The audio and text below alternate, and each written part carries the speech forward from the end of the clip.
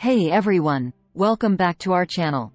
Today, we've got an absolute treat for you. We're making mouthwatering barbecue pulled pork sandwiches. They're tangy, sweet, and incredibly delicious. Stick around as we guide you through this step-by-step recipe. Let's dive right in. First things first, let's go over the ingredients you'll need for our barbecue pulled pork sandwiches. You'll need pork shoulder, about 4-5 pounds. Barbecue rub, store-bought or homemade. Barbecue sauce, store-bought or homemade. Hamburger buns. Coleslaw, optional, for topping. Pickles, optional, for garnish.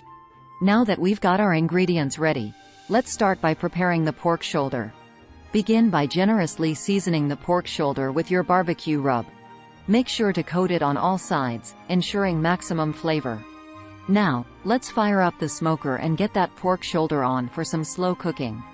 We're going to smoke this pork shoulder low and slow at around 225 degrees Fahrenheit, 107 degrees Celsius, for about 6-8 hours, or until it's tender and easily shreds.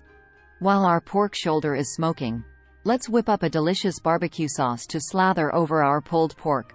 In a saucepan, combine your barbecue sauce ingredients. We're using a blend of ketchup, brown sugar, apple cider vinegar, Worcestershire sauce, and a dash of hot sauce for that extra kick. It's been a few hours, and our pork shoulder should be ready for the next step. Let's take a look at this beauty.